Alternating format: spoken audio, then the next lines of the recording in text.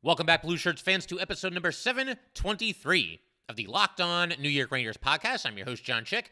Just wanted to thank you guys, as always, for making Locked On New York Rangers your first listen every day. We are free and available on all platforms, and we've got a lot to do in today's episode here, sort of a continuation, a part two of our most recent episode. In that episode, I recapped what was just an outstanding performance at home by the Rangers against the Chicago Blackhawks. It was a complete disaster, but we're going to talk about some ongoing storylines and just some more talking points coming out of that game because, as I mentioned in our last episode, it was too much to cram all into one episode. Didn't want to have to rush through anything, and so today, Monday morning, want to go ahead and hammer out another episode before the Rangers are back in action tonight at home against the St. Louis Blues, and feels like a must-win game. I mean, I would have said the same thing about the last game too, but I guess that makes tonight even more of a must-win game. But we're going to talk about some of Gerard Gallant's comments coming out of this most recent game, the 5-3 loss to the Blackhawks. Also going to start wondering if his seat is starting to get hot and if the Rangers would do what sounded like it would be an unthinkable thing to do coming into the season when you consider all the success that they had last year and potentially make a change as far as head coach is concerned. Also going to talk about Barry Trotz and if he could potentially be in play for the Rangers. I just can't even believe we're talking about that. I never would have guessed that this early into a season in which the Rangers surprised everybody. Most people didn't even have them making the playoffs going into last season. And they go to the Eastern Conference Final, and the vibes are up, and everybody's feeling good, and the Rangers are set for many years to come, and now we're like a third of the way, approaching the third of the way mark of this season, and we're already talking about potentially making a coaching change, a pretty dramatic turnaround, to be sure. I'm also going to share a tweet that I sent out on Twitter that a lot of you guys responded to, because I can't rant forever on everything going on with the Rangers. I want to hear from you guys as well, so we're going to get to that, and going to share some of those responses from you guys, that occurred on Twitter there, and also some interesting comments by Jacob Trouba after the game against the Blackhawks, so we will get to those as well. We kind of just glossed over those in the last episode. Want to spend a little bit more time on those right here, right now, today. So we'll start with Gallant and everything he said after this most recent game. He said of the Blackhawks game that it was better than the overtime loss against the Senators, which I do not agree with. Both games were bad. I thought the Blackhawks game was even worse, but this is what he had to say about it after the game. It was different. I thought we played faster and played harder, but same result. We've got to make some adjustments, but we definitely played harder. Now, a lot of people are going to hear that and say, what is he thinking? What game is he watching? Where's the accountability? Where's this, that, and the other thing? Actually, let me start right there with the accountability factor. So, an issue that I had with David Quinn, and I was not as much of a anti-David Quinn Ranger fan as I think a lot of Rangers fans were.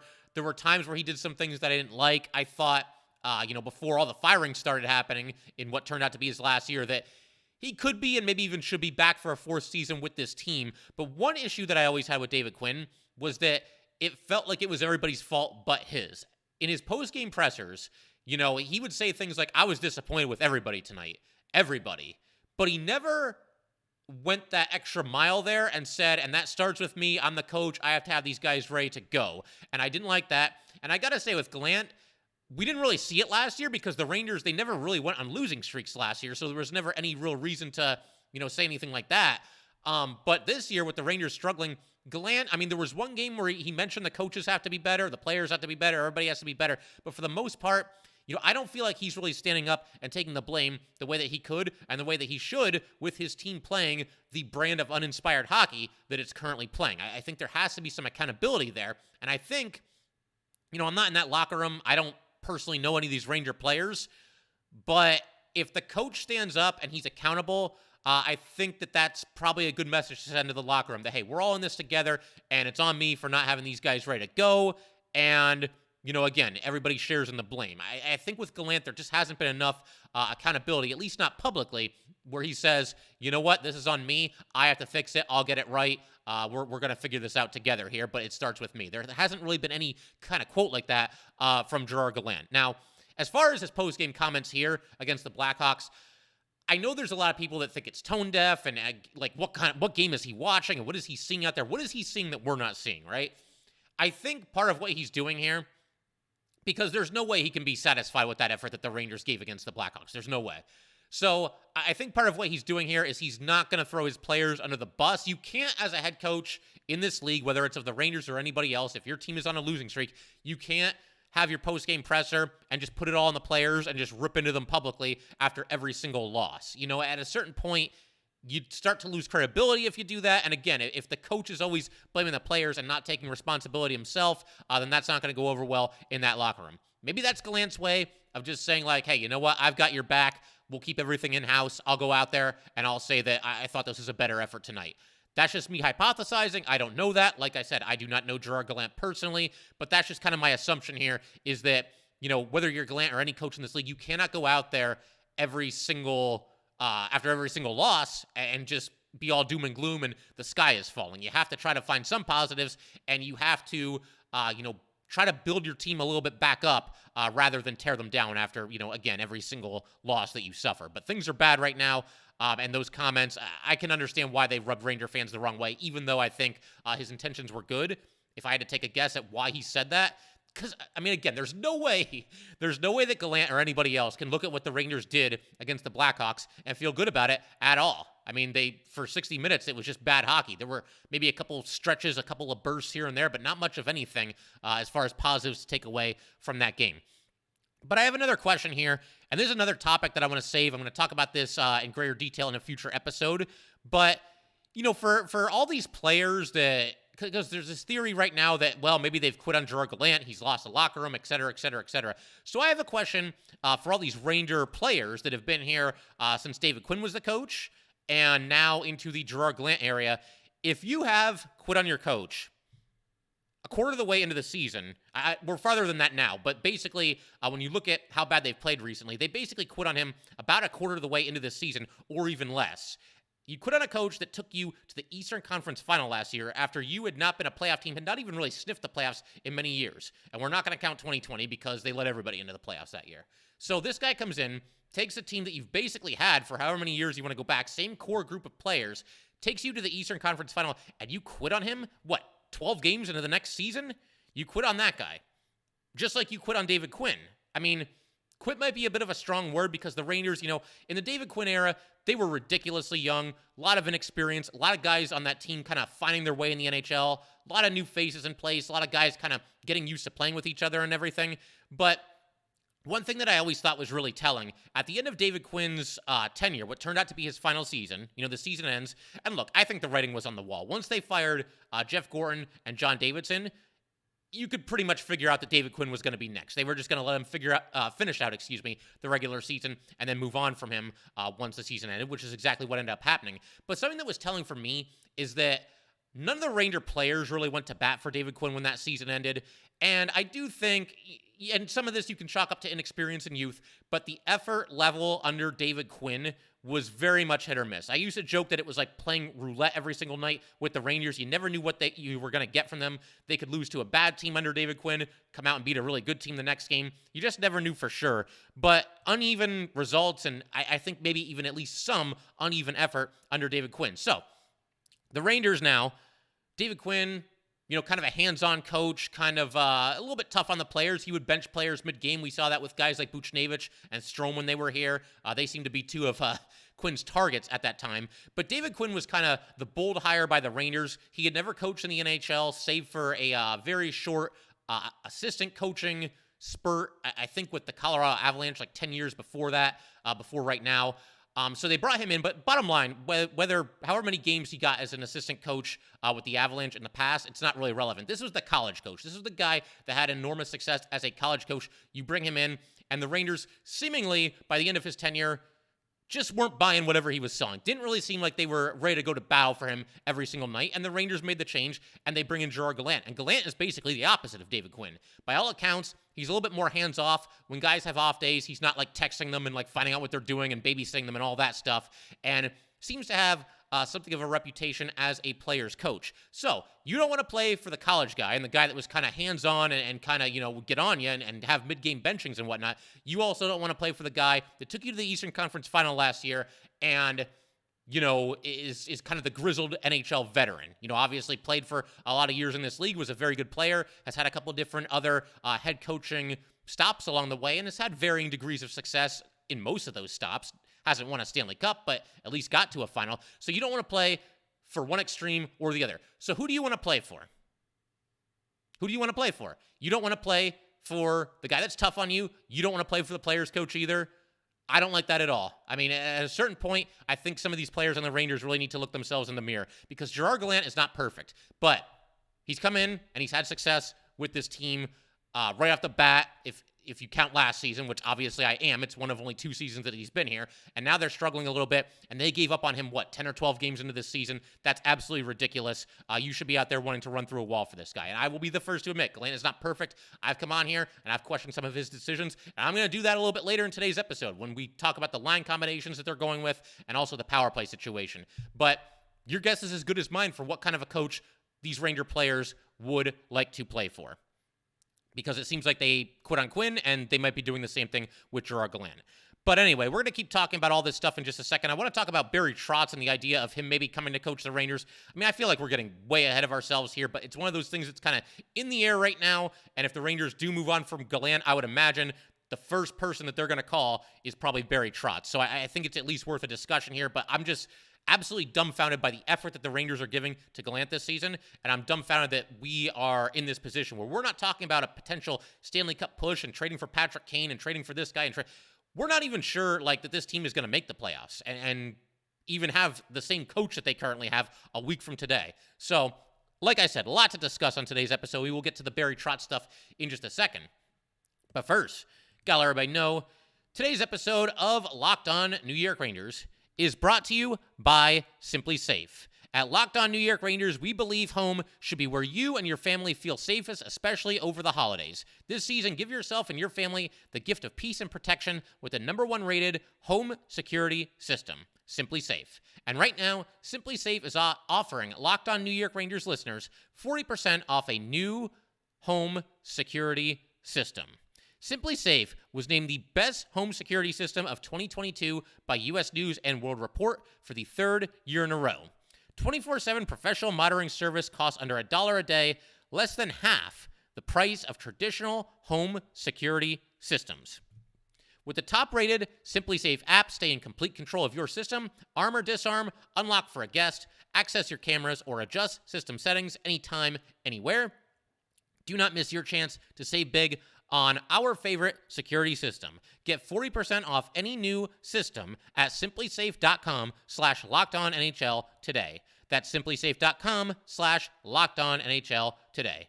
There is no safe like SimpliSafe.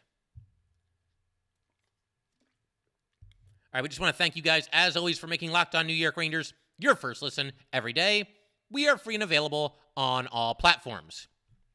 Okay, so everybody and their mom wants Barry Trotz to coach this team, apparently. I mean, that's kind of the sentiment that I'm getting from Twitter, and I could see why he would be appealing. Going to just kind of go over his credentials. I mean, I think a lot of people know who Barry Trotz is, but you might not know, every stop that he's had, so we'll just kind of look at his profile here. And again, I just cannot even believe it's come to this, but be that as it may, we're at least going to take a glimpse at Barry Trotz here. So, NHL record as a head coach, 914 wins, 670 losses, 60 ties, and 168 overtime losses. Most notably, won the Stanley Cup with the Capitals in 2017-2018. That was actually against Gerard Gallant and the Vegas Golden Knights. He's also 83-79 in his career in the postseason.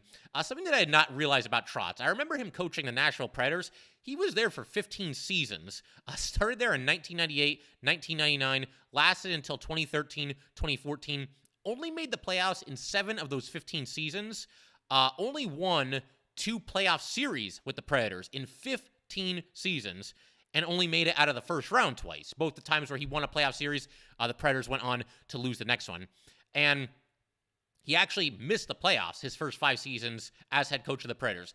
I don't think anyone can survive that in today's day and age. If you're a head coach and you get a job and you don't make the playoffs for 5 straight years in a league where there's constant turnover and constant, this team is quit on that coach and all this stuff, and a league, where half the teams make the playoffs, I don't think that's survivable anymore, where you can miss the playoffs for 5 straight years and not lose your job. But he goes to the Capitals, loses in the second round in the first 3 years, including, notably, to the Rangers his first season there. That was the Derek Stepan Game 7 overtime winner in that season. Then Trotz wins the Cup in the 4th year with the Capitals. They don't come to terms on a new contract, and the next thing you know, he's coaching the Islanders. The Islanders made it to the second round his first year. They made it to the conference final / NHL semifinals due to the COVID year where all the divisions were mixed up. Third round, we'll just say the third round for 2 straight years, and then they missed the playoffs this past year. And Barry Trotz, for the first time in a long time, not the head coach of an NHL team right now. So I see why he's appealing. The guy's obviously had some success. He's won a Stanley Cup. I will say, though, for everybody that wants to get more production out of, Lafreniere and Kakko and Hedl, all the usual suspects, all these young New York Ranger forwards that were high draft picks, first-round draft picks, Barry Trotz teams play a very defensive, very grind-it-out style. I mean, watching the Islanders over these past couple of seasons when he was their coach, it was an absolutely painful experience. It didn't help that anytime I watched the Islanders, it was usually watching the Rangers lose to the Islanders. But you get the idea. I don't know that his style is the best when it comes to getting the absolute most out of guys like Alexis Lafreniere and Kaapo Kakko and Filip Chytil. I just want to throw that out there for everybody that thinks Barry Trotz is going to come in here and all of a sudden, Alexis Lafreniere and Kaapo Kakko are going to be point-per-game players or maybe even more than that. Just want to toss that into the atmosphere. And again, I don't think Gallant should be fired. I think the Rangers should pull it together and start playing hard for this guy that came in here and, obviously did a heck of a job with this team last season. But I will say this. I think Gallant, because we've talked about, how hot is his seat and what's going to happen here. Is he going to get fired? I think Gallant, right now, and again, it's Monday as I'm recording this. The Rangers are home against the Blues tonight, and then they've got 2 away games. They are at the Knights on Wednesday night and at the Avalanche on Friday night. I think that's it for Gerard Gallant. I think he's got 3 games to get this right. I don't think that the Rangers, if they lose all 3 of these games, I think there's a very good chance he gets fired because you just can't keep letting this go on forever. If he loses 2 out of 3, same thing could happen, especially if the effort is not good. If they just kind of luck their way into a win and get killed in the other 2 games, that could do it as well. I do think if the Rangers win 2 out of 3 of these next 3 games in any manner, I think he will still be there, and maybe the seat starts to cool off a little bit. But if the Rangers start to show some signs of turning it around, I'd like to think that Gallant, from what this Ranger team did last year, going to the Eastern Conference Final, he has a little bit of cachet from that. And something else here. The Rangers in the first 2 rounds combined last year were 5-0 when facing elimination. That to me tells me that there's a coach in that room that knows how to push the right buttons, that knows how to get the most out of his guys, and we could debate how much of that is the coaching and how much of that is the players taking it upon themselves. But bottom line, the Rangers were unified, and they fought their way out of that last year and had just an unbelievable run. So I think that's probably why, the Rangers don't want to do anything rash. But again, if they drop the next 3 of these games or 2 out of 3 and they don't play well, that might be about it for Gallant. And as far as why I think it's going to be the next 3 games, it's pretty simple. It's because the Rangers after, Blues on Monday, Knights on Wednesday, Avalanche Friday. After that, it's another 3 games until the Rangers play again. They are against the Devils on Monday, and then another 3 games after that until they play again against the Maple Leafs. So the schedule, which has seemingly been really dense this season, it feels like the Rangers sometimes play every night. It kind of is the opposite of that. And I think if you're going to make a coaching change, you might do it at the end of, a mini road trip here, going to Vegas, going to Colorado, and then, having a couple days. So if a move is made, the new coach can get his other foot in the door and learn his team and figure everything out and, isn't overwhelmed by a really packed, really dense schedule. That's just my thought on this. Again, I'm not campaigning for Gallant to be fired. I think the Ranger players need to take it upon themselves to start playing harder and start getting it going. If Gallant has lost the room, how? Why? And that kind of leads me into something else that I'm going to talk about here in just a second, because I do want to talk about a tweet that I sent out the other night, and you guys responded to it. I want to get some of your responses for that as well. And also want to talk about Jacob Trouba's comments after the most recent Ranger loss, and we're going to do all that good stuff, or bad stuff, in just a second here.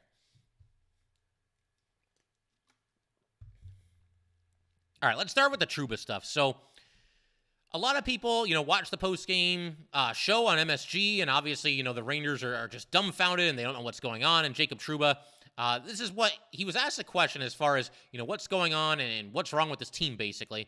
And when he went to answer the question, he said, "I need to be careful with what I say here." And then there was a really long pause, and then he kind of went to, captain speak, where I think, he's being tough on the team, but he also is being careful not to throw anybody under the bus. He basically just wanted to say something like, the team needs more energy, needs more urgency. We can't just go out there for a twirl when we're on the ice. And a lot of people thought that, when he said, "I need to be careful with what I say here," that meant that, there was something on the tip of his tongue. He was going to reveal something scandalous in the Ranger locker room, or a certain player that's kind of dragging the team down, something along those lines. I don't think that's what was going on there. I think this is just a case of Trouba, as the team captain, wanting to kind of toe that line where he expresses his disappointment with what the Rangers are getting night in and night out, and he expresses his disappointment with the lack of energy, the lack of enthusiasm among this Ranger team right now, but he doesn't want to go too far. He doesn't want to go completely overboard and say we suck and dog bleep performance and whatever else. I think that's all that was. I don't think he was about to reveal that, there's one or two players that are dragging the team down or anything along those lines. That's just kind of where I'm at with this whole situation. Maybe he would have. But I just don't think the captain is going to go public with that. That's just kind of my take on the whole situation. And, I know a lot of people, rightfully so, have questioned, Jacob Trouba. Is he really the right guy to be calling out his teammates right now? Because he's the captain of this team, and he has not played well this season. And I understand, he got into 3 fights in 2 nights, trying to spark the team a little bit. I understand he's playing through some nagging injuries. Bottom line, whether Trouba's wearing a C on his jersey or an A or a W or a Q, it doesn't matter. This guy is an $8 million a year defenseman, and he needs to start playing like it. We haven't seen anything like that from Jacob Trouba all season. And if he is hurt and he is compromised, then he needs to come out of the lineup for at least a game or two and get healed and get right and hopefully be ready to go after that. So, interesting stuff from Jacob Trouba, to be sure. And again, I don't think that he was going to say anything as far as this player is killing the team or anything along those lines. I could be wrong. Maybe there is something going on in the locker room right now, and maybe there is something that might come out sooner or later. I know some other theories as far as what Trouba was about to say include that maybe he was going to call out the coaching staff. Maybe, but again, I just don't think he would do that. That's just my whole instinct on the thing. I think, once again, it was him wanting to toe the line between expressing disappointment and publicly holding the team accountable, while also not going overboard and not going a bridge too far and not saying something that he would later regret. So with that, I want to go ahead and share with you guys, anybody watching on Twitter right now, you can see this, and for anybody who's got the audio version, I'll just read it to you, but I want to go ahead and share a tweet that I had the other night when the Rangers were, just turning in this excellent performance against the Blackhawks. So this is what I tweeted in the middle of that game. I just said, what changed between last year and this year? This team looked like it would skate through a brick wall for Gerard Gallant last year. What changed? And a lot of people kind of weighed in on this, and I want to share some of your responses here because there's some interesting theories. There's some excellent points made as well, and I want to kind of weigh in after we go through all the comments here on kind of my 2 cents on this whole thing here. But to just kind of go through it real quick, we've got Zinthi, who says, with as lifeless as they look, I'd bet Gallant has lost the room. And there are a lot of Ranger fans saying that Gallant has, lost the room. They don't want to play for him, this, that, and the other thing. The question, though, remains why. Why has this team that had such success under this guy last year and clearly bought into what he was selling, why have they given up on him? And I know a lot of people, they'll look at what the Rangers did last year. Well, they were carried by Igor Shesterkin being in God mode, and they were carried by an excellent power play. Carried is a strong word. I think there were certainly 2 of the biggest reasons why the Rangers were as successful as they were last season, but it doesn't explain the lack of effort this year. You can have a lousy power play and a power play that's in a slump, which is exactly what the Rangers have right now, and still have effort. You can have a goalie that isn't in God mode and still have effort. The Rangers, they're not playing with any effort or any urgency this season, and it's truly befuddling, at least for me, while I watch these games. We've got a response from, I don't know how to pronounce that. It seems like it's in a different language, so honestly, I'm not even going to try, but it's at username at BAF3472, and this is what this individual had to say about it. They were the same team last year. They just had a goalie having a generational season that masked it all. Gallant was and still is the wrong coach for this team. And that kind of goes back to something that I just said, that, obviously Igor having an amazing season last year, that certainly helps the Rangers and their cause and everything. But again, I felt like this team played hard for Gallant last season. Moving right along here, we'll go to Tonal Recall. That's what he had to say about it. Last year, this team was focused around getting to that level. Last year, we found some success, and that success led to questions of how the next step would be taken. This year, guys are hell-bent on taking that next step personally, not so much together. The whole is greater than the parts. Yeah, the Rangers last year, to me, it was a case where the sum was greater than the parts. These guys were so together, so unified. The team chemistry was through the roof, and we're just not seeing that this season. I don't know that this is the type of team that would prioritize individual stats over winning. I mean, everything that we saw last year would seem to be to the contrary to that. But there does seem to be that lack of chemistry, that lack of a spark, and I guess losing as much as the Rangers have will do that to you to a certain extent. But yeah, I mean, I just find it so hard to believe that this team that was so unified last year now is comprised of the same group of players who now all of a sudden only care about their own individual stats. But I think you're onto something there, Mr. Tonal Recall, that the chemistry just isn't there this year the way that it was last year. And again, obviously losing will kind of do that to you and kind of make that seem to be the case. We also have a tweet here from Covey274 Hart, a declining and disinterested Panarin for starters. Yeah, I don't know. I mean, Panarin, the turnovers are out of control with Panarin. He's got to reel that in a little bit. I've defended Panarin in the past when it comes to some of the turnovers because some of them happen when, he'll try to, thread the needle, force a pass, and a lot of times, the pass might get intercepted, but if he completes that pass, it might very well be a goal for the Rangers. But he's been sloppy with the puck this season. Yeah, Panarin, despite having his points, doesn't quite look like the same guy that the Rangers got, the first couple of years that he was here. I will say that, but I don't know. Panarin, from what we're getting on the ice, I know there's some people that say, like, well, the Rangers should try to trade Panarin, get him to waive his no-move clause. I wouldn't go that far either because you're going to miss his offensive production. That is for sure. Vincent J. Accardi says, baffles me as well. Yeah, I mean, that's the nail on the head right there. And then Bleeding Blue 24/7 here has quite a few reasons as far as why the Rangers are, struggling so much. VZ on the top line, kids not developing and playing third line. Halak stinks. Breadman is slumping. And then he says Gallant might have to go to shake this up. And then he continues with, Blay is slow. Hedl looks disinterested, sadly. 5v5 is embarrassing at the moment. And Carpenter stinks. Yeah, Carpenter and Halak have not exactly brought a lot to the table this season. VZ on the top line, I've said that's a bridge too far. I actually like how VZ has played this season. One of the few guys kind of giving you more than maybe you would expect. Not like at an all-star level or anything like that, but he's been fine. Breadman's slumping. Everybody's slumping right now. The kids playing on the third line, I'd like to see them get a little bit more top six time, but we've been over that. Blaze certainly does look slow. The only thing I would disagree, I don't think Hedl looks disinterested. I think Philip Hedl is among the smallest problems that the Rangers have. He's actually given them a spark at some times this season. So we'll keep going here. Liz/Christine/Sarah. Small things are compounding into bigger issues, and now they're desperate. Top talent is underperforming. Too many bad giveaways. Too many stupid penalties. Not giving Kreider the C and losing Reeves are the icing on the cake. And then they said, P.S., we love Locked On Rangers and would love for you to give ours a listen. I will, and anybody reading this, definitely give their show a listen as well. I love hearing, different New York Ranger podcasts and just different viewpoints, different takes. Any hockey podcast, really. Any sports podcasts, especially if it's Locked On. But, I definitely want to check out this podcast from Liz and Christine and Sarah as well for sure because it helps. Sometimes, you do this podcast over and over, and it helps to kind of see things from different angles and different viewpoints, and I will definitely go ahead and listen to that show a little bit later today. But as for the comments here, yeah, I mean, I think the nail is pretty much hit on the head. The top talent is underperforming. It's funny because you look at Mika and Kreider, if you just look at their stats, okay, they're having pretty good seasons, but they just don't seem locked in this season the way that they did last season. Mika had a terrible penalty, which is another point that Liz/Christine/Sarah made here.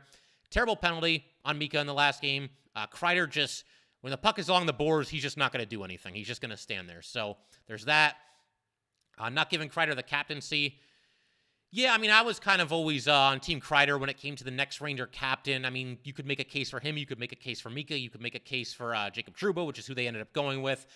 And I just wonder, would that really be the case? Would the Ranger locker room become so divided because of who was named the captain?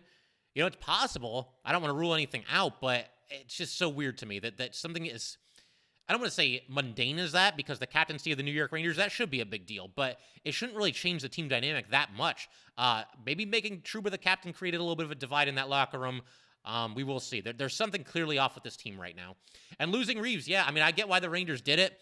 They needed to create cap space and be able to, have more cap space when the trade deadline rolls around in case they want to make any moves and bring in this player, bring in that player. So I get why they did it. But by that same token, yeah, Reeves is important to this team. You know, again, I thought he was kind of the big brother to everybody. There was that clip of him that kind of went viral. He's now with the Minnesota Wild, and he was, you know, going nuts in the locker room and calling out the starting lineup. He was making all of his teammates laugh. And, man, those kinds of vibes and that kind of dynamic, that kind of stuff is sorely, sorely missing from the New York Ranger locker room right now, or at least it would appear to be. Again, I'm not in the Ranger locker room. I don't know for sure. But the vibes around this Ranger team just don't seem to be good right now. And you know, when Reeves started becoming a nightly healthy scratch, and then when the trade happened, that seemed to be when the Rangers falled off. I'm not going to say that's the only reason, but I don't think it helped either. So some excellent points there, and like I said, I will definitely check out your podcast a little bit later today. We also got a tweet from Rich Towler here. Sammy Blais, Carpenter, Kravtsov, Hedl, Gauthier are absolutely worthless. Okay, well, I don't want to go that far. Blais, he hasn't really gotten anything going. I mean, he hits people. That's what Blais does. He goes out there and he hits people. He doesn't really bring much else to the table.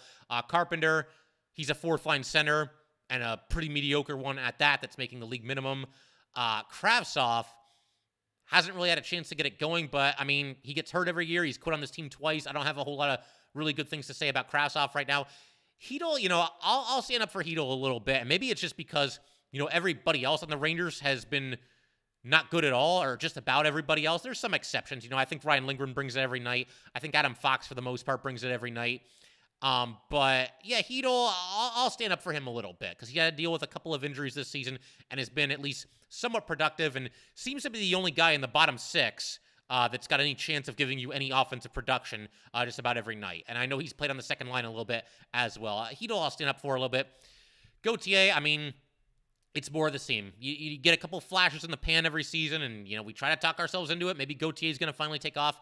There's a reason why the Rangers placed him on waivers earlier this season. He didn't make the team. So, yeah.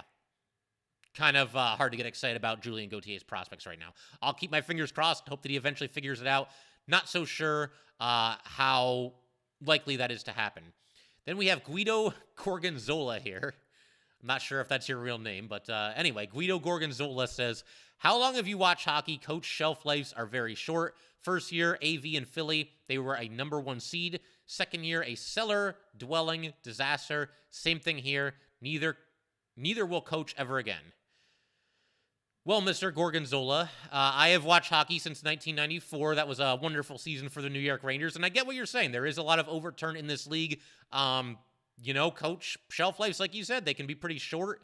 You can feel like you have a team that's set to contend for, you know, 3 years, 5 years, 7 years, and the next thing you know, everything gets blown up. The roster looks very different, and you're starting from scratch all over again. So I get the point here, but I don't think that any of this really explains the tremendous lack of effort that the Rangers have put in for Gallant this season. Just my thoughts there. And then finally, Danny B., not saying it's the only reason, but losing a locker room guy like Reeves hurts, and we've been miserable since that trade. I'll go ahead and give that tweet a like right now because, you know what, Reeves, yeah, I mean, he's not a superstar player. He can be a little bit of a liability out there, but there's certain intangible things that he brings into a locker room, and again, I think the Rangers could really use somebody like him. And when he got taken out of the lineup and was basically being a healthy scratch every single night, that's when the Rangers started to fall apart. And look, I'm not against scratching Ryan Reeves for certain games in certain situations, but it was something like 8 times in 9 games, and yet there's Sammy Blais out there every single night, and there's Ryan Carpenter out there mostly every single night, and there's, you know, Kravtsov getting back in there, and Jimmy Vesey playing, and, you know, I don't know. I don't think that there's any way that Ryan Reeves deserved to be a healthy scratch as often as he was for this New York Ranger team, especially when you consider some of the intangibles that he brings into that locker room. Like I said, I thought he did a heck of a job for this team last season, but yeah, I wanted to, like I said, go ahead and you just read some of your comments because, yeah, I mean, things are bad right now, and I want to get the pulse of Ranger Nation and get your opinions as well because I can only rant about this stuff for so long. So Rangers against the Blues tonight. The Blues are 11-13. They've lost 5 out of their last 6. So, yeah, you would hope that this could be a win for the Rangers. They're in 6th place in their division, the Central Division. The Ranger line combinations are pretty much exactly what they've been. At least that's how they lined up this morning. You've got Zibanejad centering Kreider and Vesey. You've got Trocheck centering Panarin and Kravtsov. You've got Gaudreau centering Lafreniere and Kakko. You've got Johnny Brodzinski, so that's the one change. On the fourth line, centering Blais and Gauthier, and Carpenter would seem to be the odd man out there. And the power play units are still exactly the same. So that's unfortunate. I wouldn't mind a little bit of a shakeup there. The Rangers on the power play, I believe I mentioned this earlier in today's episode, 2 for their last 25. And if you're not going to shake up the units and, who's playing with who, then I want to see, I know it's not going to happen, but I want to see the second unit start one of the power plays. And I want to see them get some significant minutes out there, the chance to win, or the chance to, put one in the net and give this team a spark and get some of those guys going. Get Gauthier. Gauthier is not on the power play. Get, Krausoff going, Lafreniere going, Kako going, guys like that. I would like to see it. Do I expect it? Absolutely not. I think they'll probably just do the same thing that they've been doing and just throw the same 5 guys onto the ice. But yeah, I think they could certainly use a shake-up there. And I know a lot of people, when they hear me say that, they'll say, Will, do you want Philip Hedl out there taking the face-off at the start of a power play? It's less than ideal. I'll admit that. So you know what? Flip Hedl and flip Trocheck and put Trocheck on the second unit and have Trocheck out there with the second unit to start a power play. And he's got a very good chance to win that face-off. And then you go to work on the power play with the second unit there. So just an idea. Do I think the Rangers will do it? Absolutely not, but we shall see. But that will pretty much do it for today, guys. Once again, if you'd like to get in touch with this podcast, please send an email to lockedonnyrangers@gmail.com. Once again, that is lockedonnyrangers@gmail.com. And definitely give us a follow on Twitter as well, at @LO_NY_Rangers. Once again, that is at @LO_NY_Rangers. And definitely subscribe to the Locked On New York Rangers YouTube channel. Thanks again, guys. I'll see you next time. Thanks for making Locked On New York Rangers your first listen every day. For your next listen, check out the Locked On Sports Today podcast, the biggest stories of the day, plus instant reactions, big game recaps, and the take of the day. Available on the Odyssey app, YouTube, and wherever you get your podcasts.